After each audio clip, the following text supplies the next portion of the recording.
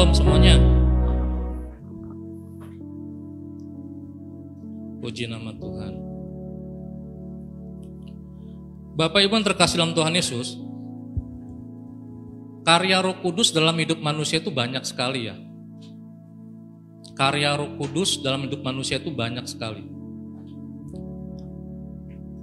Tapi kadangkala kita tidak menyadari bahwa kita tinggal melakukan karya itu dalam kehidupan kita. Nah, hari ini kita akan belajar satu bagian firman Tuhan. Bagaimana karya Roh Kudus itu bisa kita terapkan dalam kehidupan kita. Saya mengambil tema bebas dari rasa takut untuk bersaksi.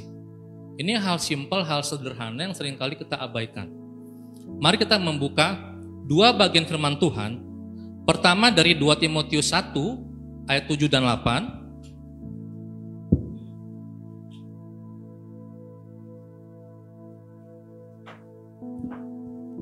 2 Timotius pasal 1 ayat 7 dan 8. Bapak Ibu sudah ketemu semuanya?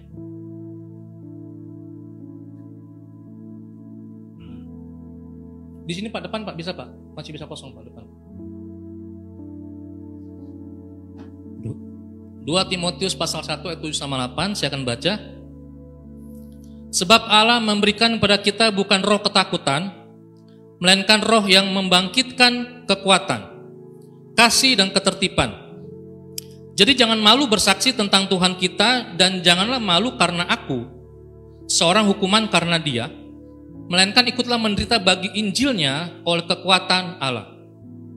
Satu lagi saya ambil dari Kisah Para Rasul pasal 2. Kisah Para Rasul pasal 2 ayat 1 sampai 13.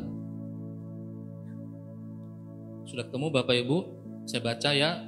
Kisah Para Rasul 2 ayat 1 sampai 13. Ketika tiba hari Pentakosta, semua orang percaya berkumpul di satu tempat.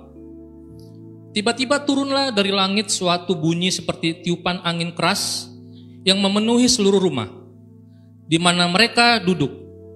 Dan tampaklah kepada mereka lidah-lidah seperti nyala api yang bertebaran dan hinggap pada mereka masing-masing.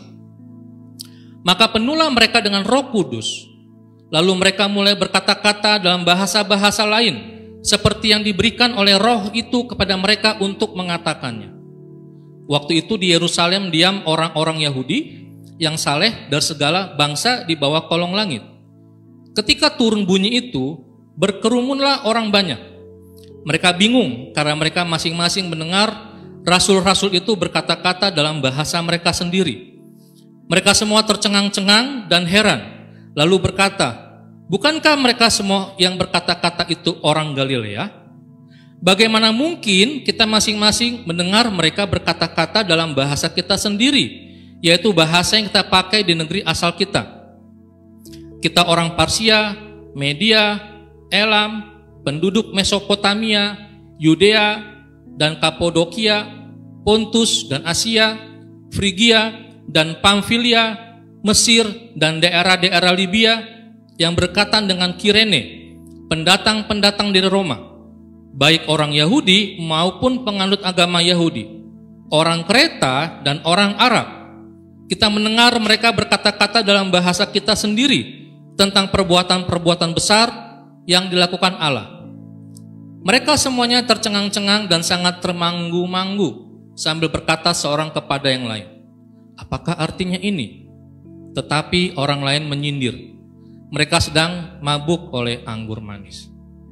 Nah, Bapak Ibu yang terkasih dalam Tuhan Yesus, kita semua pasti pernah mengalami rasa takut.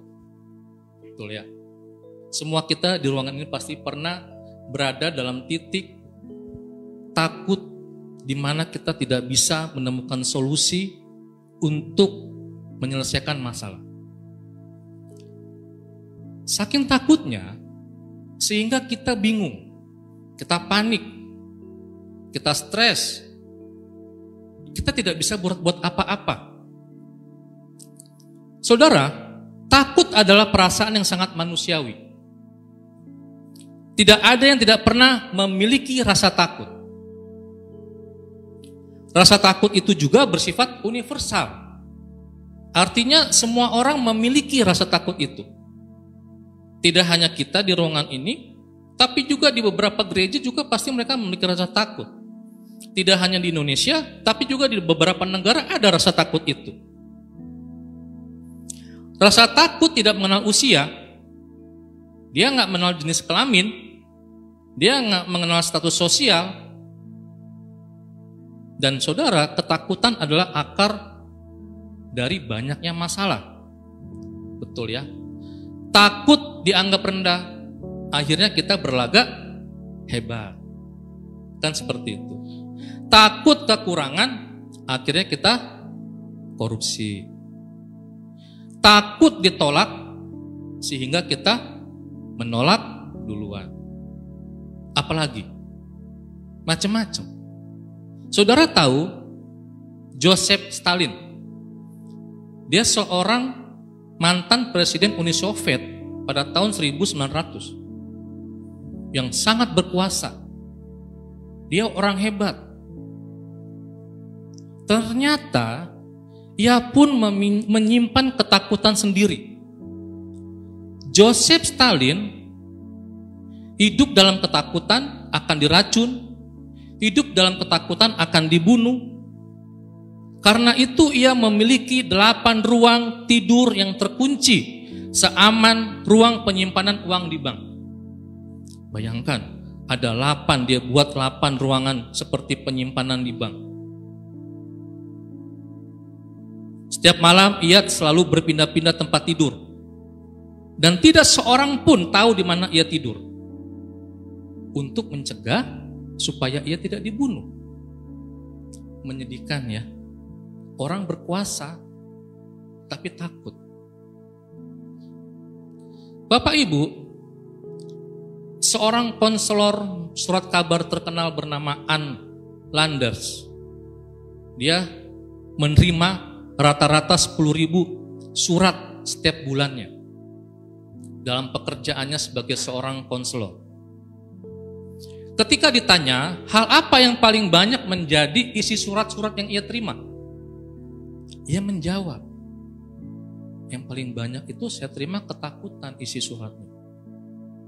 Hampir rata-rata orang sharing tentang bagaimana menghilangkan rasa takut. Dari 10.000 surat, paling banyak rasa takut. Dan yang menarik, seorang peneliti pernah berkata bahwa 9.076 hal-hal yang membuat kita takut sebenarnya tidak pernah terjadi. Itu hanya perasaan saja. Saudara-saudara yang terkasih dalam Tuhan Yesus, namun sekalipun manusia, rasa takut juga tidak harus kita pelihara. Betul ya? Apalagi ketika kita berbicara mengenai hubungan antara takut dengan tugas kita untuk bersaksi sebagai saksi Kristus. Di kantor, di masyarakat, di gereja, di rumah, di mana saja. Hal-hal yang paling praktis. Saya pernah melihat ada mobil bagus, sedan warna hitam, ada stiker Jesus Inside. Saya ikutin dari belakang, pas lampu merah dia nerobos. Waduh, Jesus Inside menerobos lampu merah, bahaya. Sulit memang Bapak Ibu yang terkasih dalam Tuhan Yesus. Nah, kalau kita perhatikan di sini, ada 2 jenis hubungan antara rasa takut dan kesaksian kita.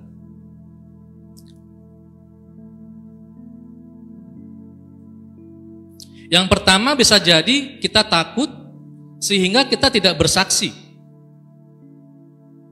Saya itu pernah mengalami hal seperti itu. Awal saya masuk sekolah teologi, pelajaran pertama saya harus menghadapi bagaimana saya menghilangkan rasa takut untuk bersaksi kepada orang yang belum percaya pada Tuhan Yesus. Itu sulit. Saya bingung bagaimana polanya, bagaimana metodenya. Apa yang mau saya ucapkan nanti ketika saya berhadapan dengan mereka? Ketakutan. Ketakutan itu begitu menguasai sehingga saya lupa bahwa momen yang menakutkan itu sebenarnya adalah kesempatan emas buat saya bersaksi. Sehingga fokus kita jadi terarah pada ketakutan tersebut. Dan bukan pada bagaimana saya menyaksikan tentang kuasa Tuhan. Kita lupa bersaksi karena terlalu sibuk mengurusi ketakutan kita. Takut kita. Ada juga jenis yang kedua yang mencerminkan relasi antara ketakutan dan kesaksian, yaitu kita memang takut untuk bersaksi. Saudara, di sini kita sadar bahwa kita sebetulnya harus bersaksi. Kita sudah diingatkan terus-menerus oleh gembala, oleh istri atau suami atau pasangan kita, ayo kita bersaksi. Tapi memang dasarnya kita takut menghadapi resiko dan konsekuensi yang bakal kita terima. Di kantor misalnya, keluarga saya ini pernah mengalami hal ini. Salah satu anggota keluarga kami pernah, Bapak mau naik pangkat, iya, tapi Bapak harus jadi ini ya, besok Bapak naik. Kalau saya bilang, oh enggak, saya nggak mau. Kalau taruhannya seperti itu, saya mendingan di sini saja. Saya nggak mau menjual Yesus saya hanya untuk satu jabatan. Saya mendengar itu salut, bener kamu bilang iya, nggak rugi enggak? Gajinya berapa? 2 digit lah, dia bilang. Ya rugi loh, kan besok lo bisa dibaptis lagi. Emang semudah itu sih? Dia bilang emang semudah itu, nggak mau saya. Puji Tuhan. Dan banyak kita seringkali seperti itu. Saudara, di kantor kita seringkali menyimpan kekristenan kita, jati diri kita sebagai pengikut Yesus, karena kita malu. Ya, saya di sekolah, di SMA Hang Tua, kami cuma 2 guru, 1 tendik atau tenaga pendidik yang beragama Kristen. Dari 50 guru dan tendik, berapa persen itu? Saya tunjukkan. Kadang-kadang teman-teman guru bercanda juga. Pak Farel, puji Tuhan Pak, haleluya. Iya. Pak, aku mau dibaptis, boleh. Ayo. Ada yang tanya, Pak, saya boleh masuk gereja nggak? Boleh, jangankan masuk gereja, masuk Kristen aja boleh.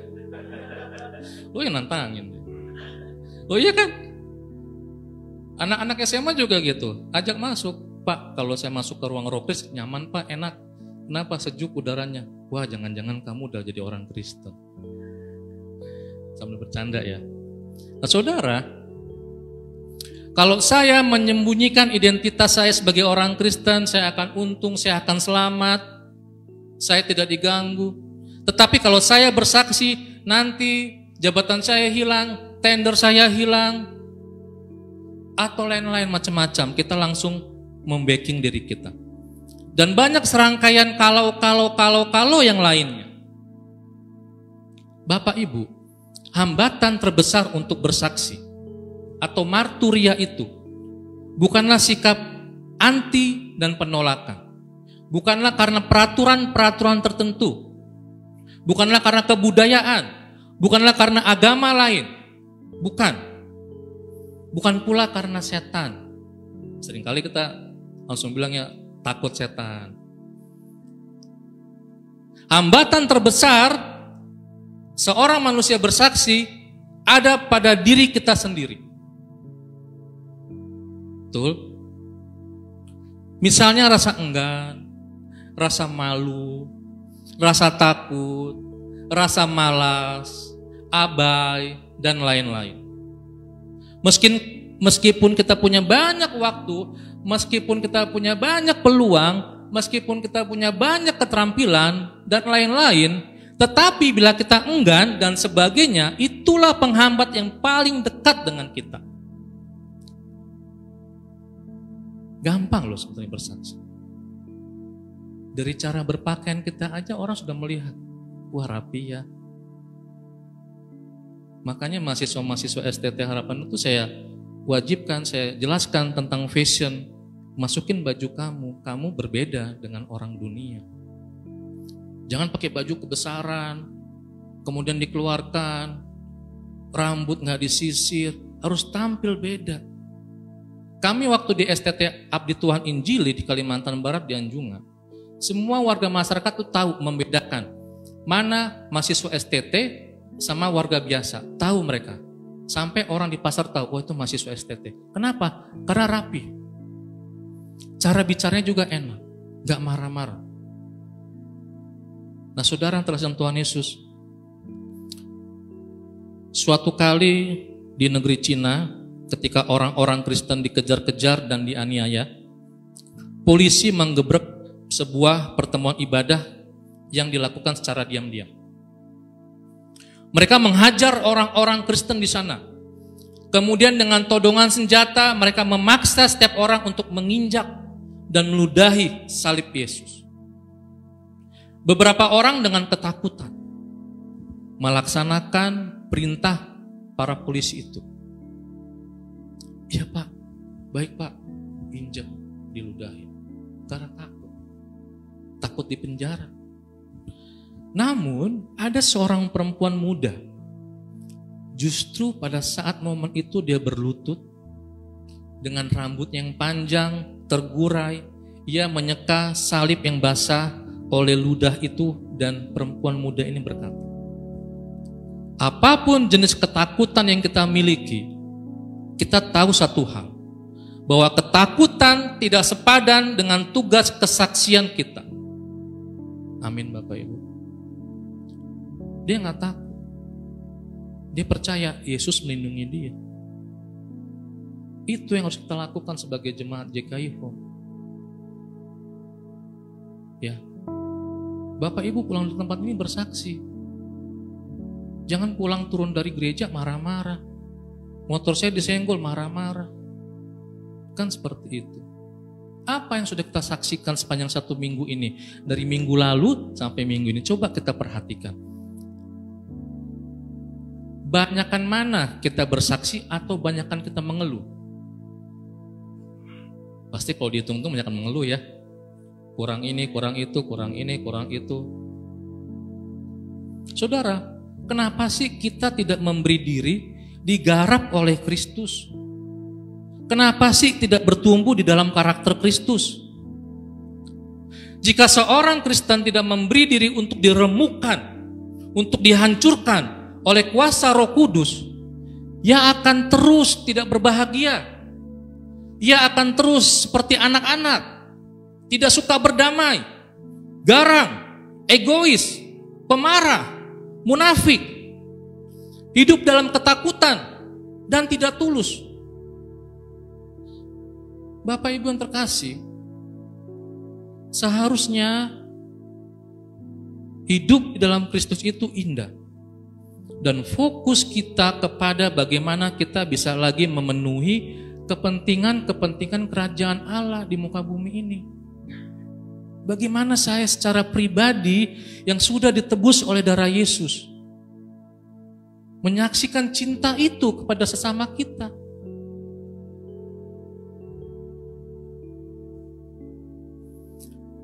Bahkan tidak sedikit orang seperti menikmati masalah-masalah itu. Ya, enjoy dia dengan masalah itu. Dia terus-menerus menghibur diri, dia terus-menerus membela dirinya terhadap masalah-masalah yang sama aja. Bapak Ibu tahukah Anda bahwa orang percaya seharusnya tidak berkutat lagi pada masalah-masalah ketakutan, sakit hati, kekecewaan, dan kemarahan, dan lain sebagainya. Nggak perlu lagi kita berkutat pada masalah itu. Buat apa? Buang-buang waktu, buang-buang energi. Betul nggak? Mau dibohongin orang, mau dicaci maki orang, mau diludahin orang, mau ditipu orang, nggak usah lagi kita pusing. Seharusnya kita sebagai pengikut Yesus tiap-tiap hari memikirkan bagaimana lebih banyak berbuat bagi kerajaan Allah. Itu yang harus kita lakukan. Bagaimana ya gereja ini bertumbuh? Bagaimana ya saya melayani Tuhan lewat kemampuan saya? Bagaimana ya saya mengisi minggu-minggu ini untuk mengikuti kegiatan ibadah?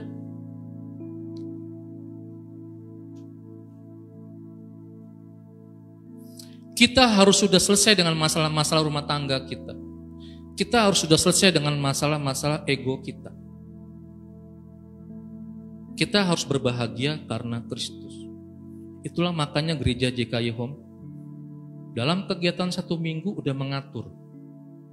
Hari Kamis ada Bible Talk. Bapak Ibu belajar sih tentang Alkitab. Sehingga Bapak Ibu bisa menguasai. Ketika ada orang bertanya, siapa Yesus? Kenapa kamu percaya sama Yesus? Anda bisa menjawab. Anda tidak perlu takut lagi. Belajar Bible Talk. Ada kelompok sel. Belajar di situ. Penuhi diri kita dengan firman. Hari Sabtu ada juga kegiatan. Hari Minggu beribadah. Jadi semua waktu kita diisi untuk kemuliaan nama Tuhan. Jangan sibuk dengan masalah-masalah pribadi kita. Saudara, ketakutan tidak pernah mendorong kesaksian dan malah menghalangi kesaksian. Percayalah.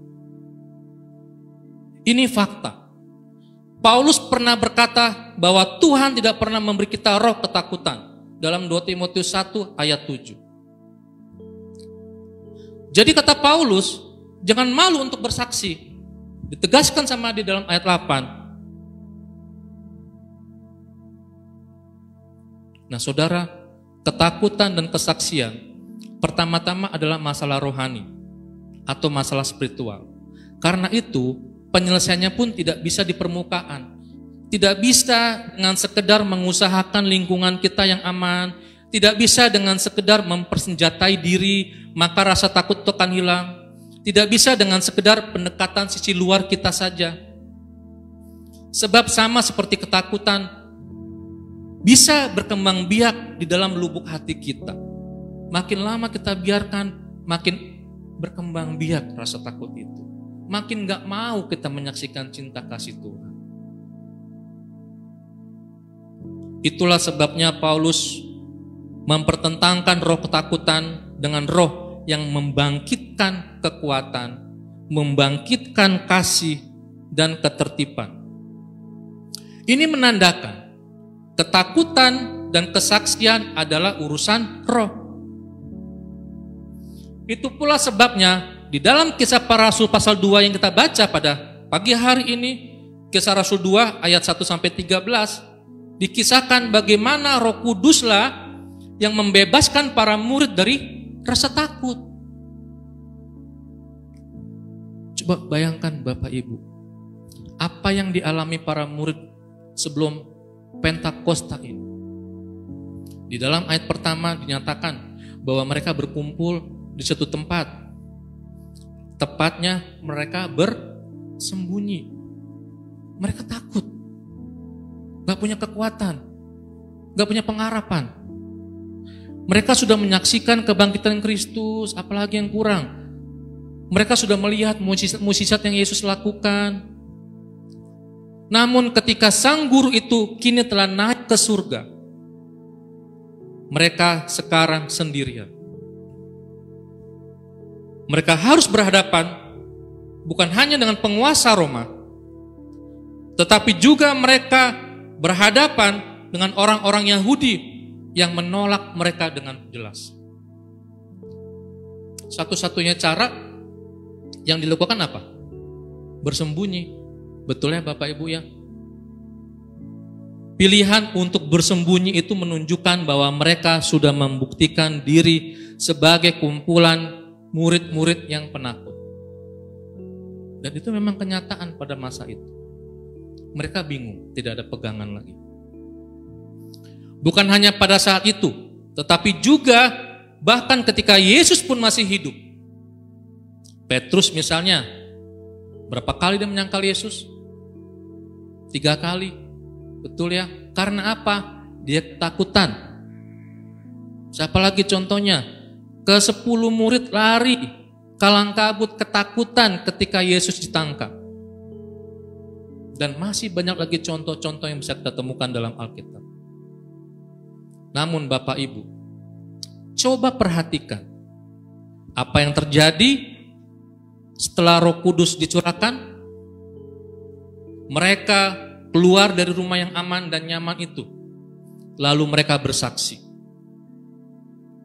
Para murid keluar dari ketakutan mereka karena apa? Roh Kudus yang ada pada mereka yang hidup dan memberikan mereka keberanian. Itu yang harus ada dalam diri kita, Bapak Ibu terkasih. Nah saudara, apa sih sebenarnya yang dilakukan Roh Kudus ini dalam hidup murid-murid?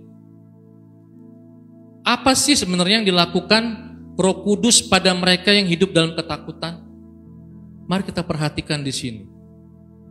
Pertama, Roh Kudus tidak selalu mengatasi situasi eksternal agar tugas kesaksian kita menjadi mudah. Tidak.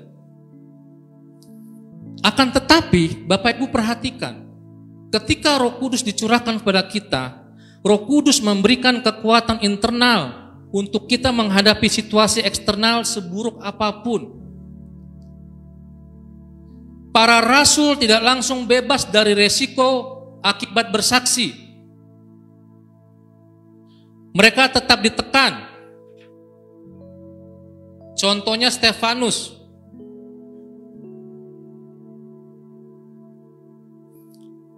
Dia mati syahid akibat keberaniannya bersaksi. Namun apa yang terjadi? Mereka tetap dikuatkan. Mereka tetap yakin. Mereka tetap berani menyaksikan firman Tuhan. Yang kedua, Roh Kudus tidak menghilangkan rasa takut begitu saja. Tetapi Roh Kudus mengembalikan fokus kita pada Tuhan. Fokus kita yang tadinya melenceng karena kita ketakutan dikembalikan untuk memberitakan kasih Tuhan dimanapun kita berada. Fokus kita kembali. Ini loh yang harus kamu lakukan dimanapun kamu berada.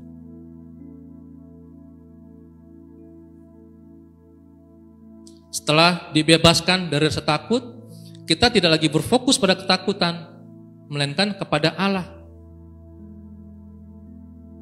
Menurut Markus 14 ayat 33, kita buka dulu ya. Markus pasal 14 ayat 33.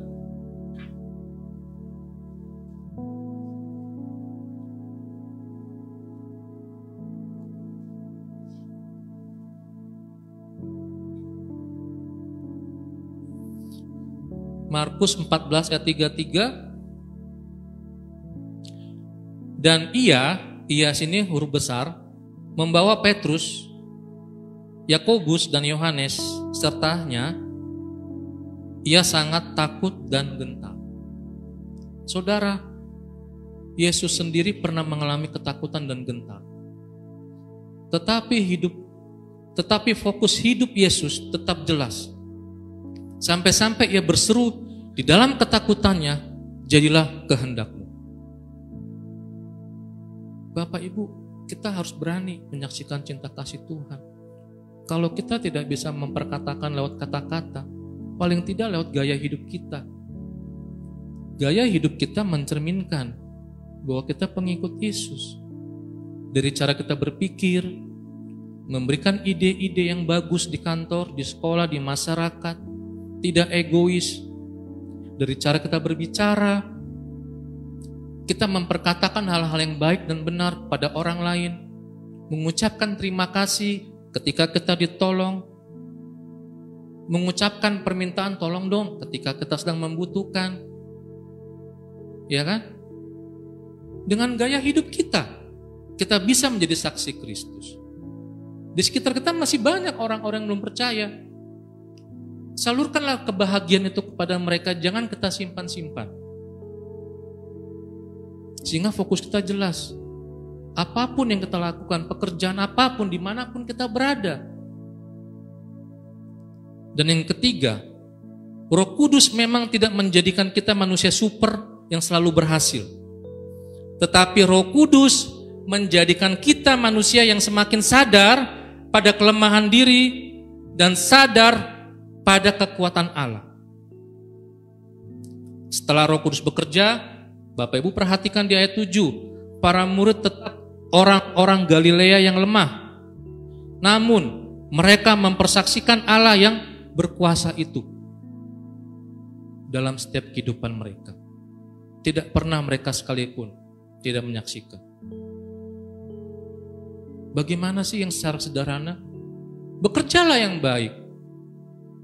Ketika ada deadline, selesaikan deadline itu dengan tuntas. Jangan malas.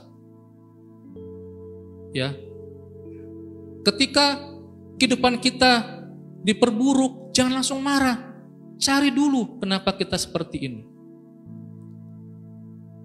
Bapak Ibu, banyak orang Kristen percaya bahwa Roh Kudus adalah roh kebenaran yang mengingatkan orang percaya akan segala sesuatu yang diajarkan Tuhan.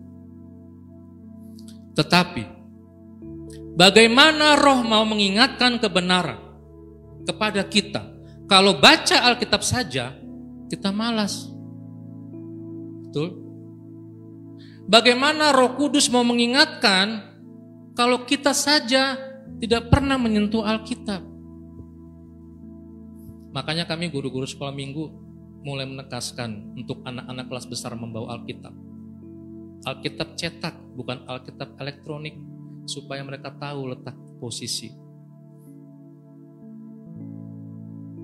Supaya mereka tahu, oh ini Alkitab firman Tuhan, baca.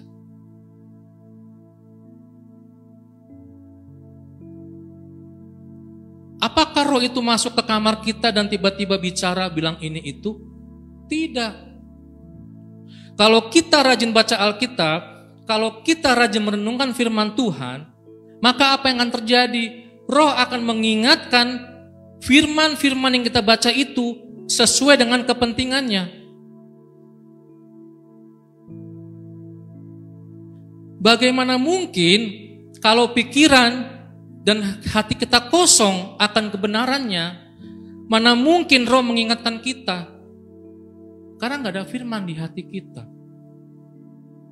Kita malas baca Alkitab. Kita gak pernah menyentuhnya. Bangun tidur, langsung bangun, sikat gigi, siap-siap bekerja, lupa baca firman. Semua aktivitas dilakukan. Lalu tiba-tiba ada masalah, baru kita panggil-panggil Tuhan, paksa-paksa Tuhan. Kita menciptakan Tuhan sendiri dengan versi kita yang berbeda. Kebanyakan seperti itu ya. Kita lebih mudah menciptakan Tuhan versi kita karena kita gak pernah sentuh firman itu. Saudara, Roh Kudus sering sekali menggunakan firman yang telah diilhamkan untuk menjawab kebutuhan-kebutuhan kita dan akan kehendak Allah. Makanya dikatakan dalam Timotius, Alkitab itu baik untuk menyatakan kesalahan, memperbaiki kelakuan, dan membawa kamu kepada segala kebenaran. Urapan Allah sangat berbeda dengan emosional sesaat. Perhatikan itu Bapak Ibu. Seringkali kita terlalu emosional, padahal sebetulnya tidak. Urapan Allah sangat berbeda dengan emosional sesaat. Jadi saudara-saudara terkasih Tuhan Yesus, mari carilah cara untuk menjangkau jiwa-jiwa. Carilah waktu kita dimanapun kita berada untuk menyampaikan. Paling tidak dengan mengucapkan terima kasih Pak, Tuhan Yesus memberkati saja, itu orang sudah senang. Dimanapun kehadiran kita akan dinantikan. Jangan sampai nanti di kantor orang bilang, wah dia datang gak ya? Datang, waduh males aku kalau ada dia. Kita sudah diblok karena gak ada roh dalam hati kita. Ini semua hanya dimungkinkan kalau karya Roh Kudus yang dicurahkan melimpah kepada kita semua. Karena itu, mari Bapak Ibu hadapi ketakutan Anda. Mintalah kepada Allah agar melalui Roh-Nya yang kudus, Ia memberikan keberanian untuk mempersaksikan Kristus yang bangkit dan hidup itu. Jangan takut. Mulai keluar dari gereja ini, lakukan itu. Saksikan, Bapak Ibu turun keluar dari gereja, yang naik kendaraan, ikuti aturan-aturannya. Hati-hati, itu jadi berkat menyaksikan cinta kasih Tuhan. Ya, tegur sapa. Kita ada security sini, ada satu. Saya sering ngobrol sama dia. Siapa lagi? Ayo kita mulai giat menyaksikan cinta Tuhan itu dimanapun kita berada. Biar kiranya firman Tuhan pada pagi hari ini mengingatkan kita semua bahwa karya Roh Kudus itu sungguh nyata